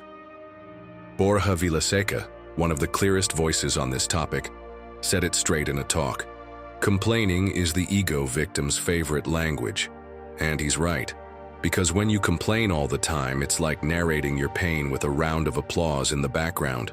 You think saying it out loud is releasing it, but really you're reinforcing it, giving it more space, more weight. And meanwhile, the problem you could be solving stays exactly the same.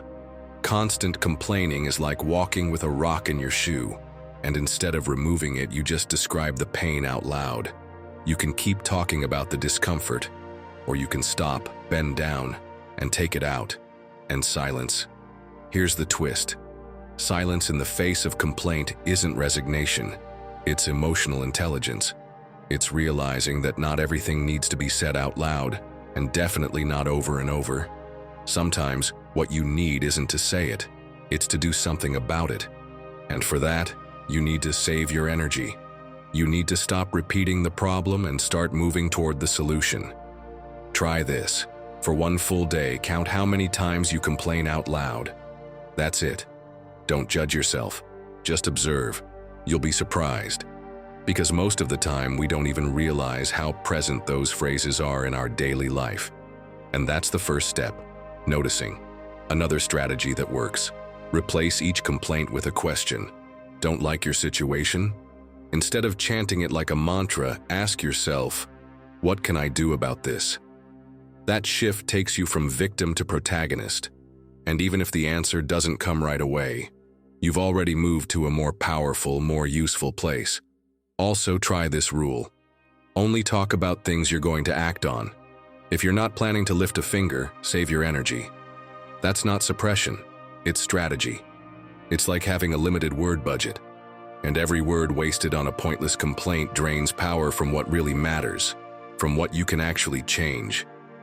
My friend, this isn't about bottling everything up. It's about not turning it into your soundtrack. Because complaining won't save you. Remember what Epictetus said, it's not what happens to you, but how you interpret it. What saves you is turning thought into movement. And that starts with shutting your mouth and opening the door to action. Now tell us in the comments, is there a complaint you repeat way too often, and deep down you know it leads nowhere? Write it out like you're dropping it right here. Sometimes putting it into words is the first step toward letting it go. Your story might help someone else, or at the very least, set you a little freer. 9. Why do you say yes when you really want to say no? I get it. Saying no is scary. You feel guilty, uncomfortable, like you're being selfish. But listen closely, my friend. Every time you say yes just to avoid disappointing someone, you're saying no to your time, your energy, and your peace. And maybe the other person won't even notice, but you will.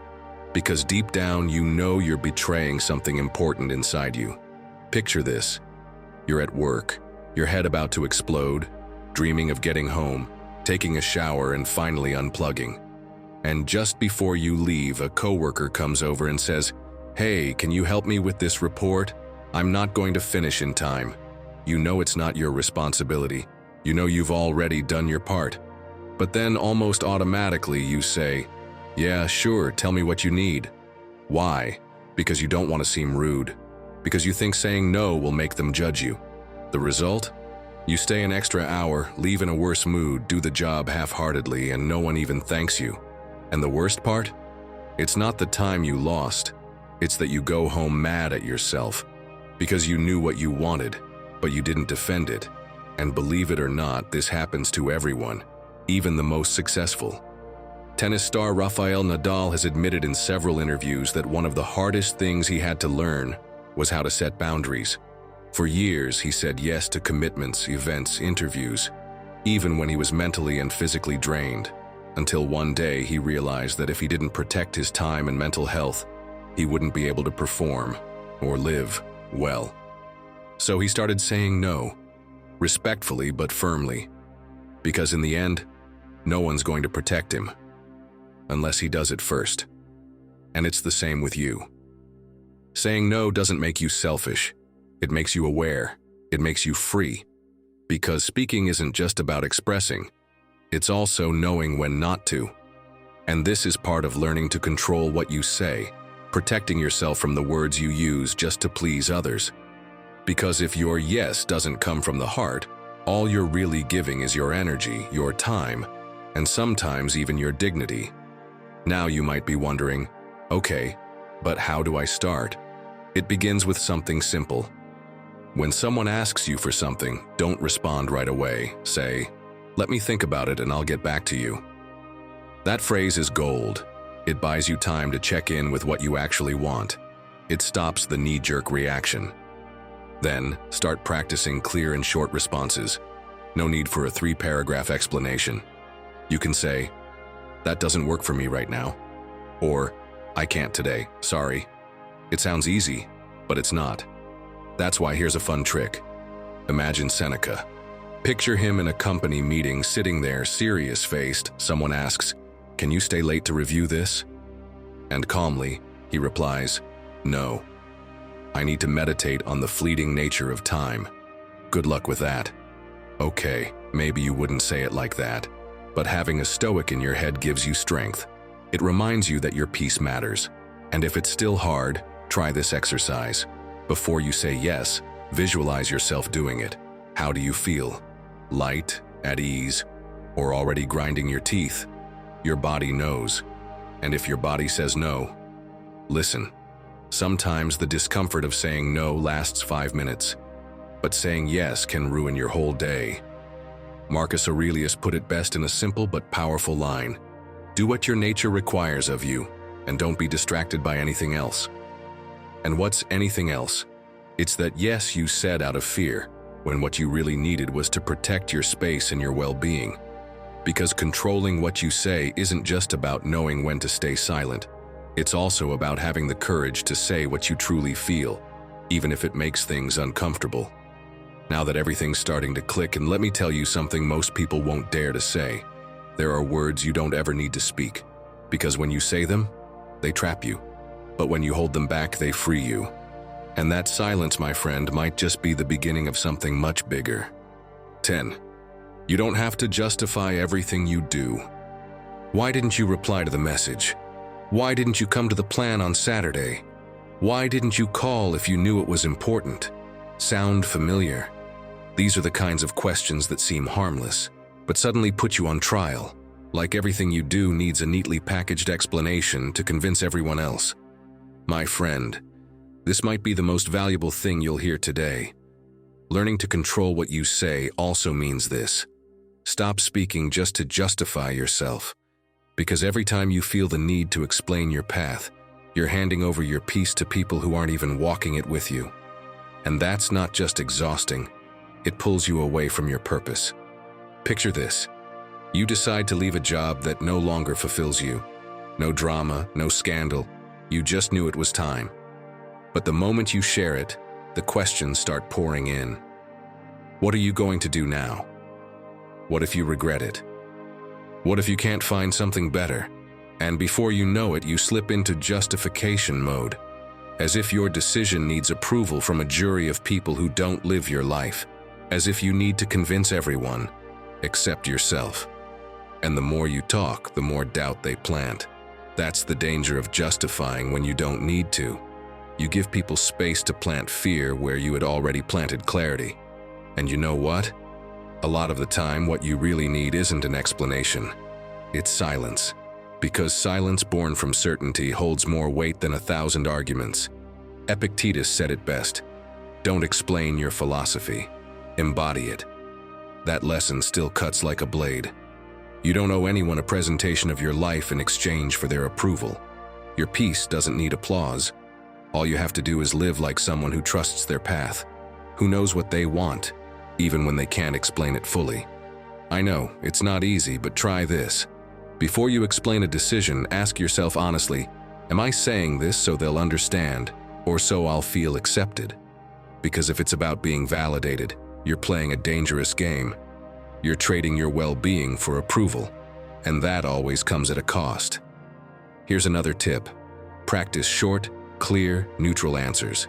Say things like, I made the decision for myself. It feels right. No attacks, no defense, just a calm, honest fact.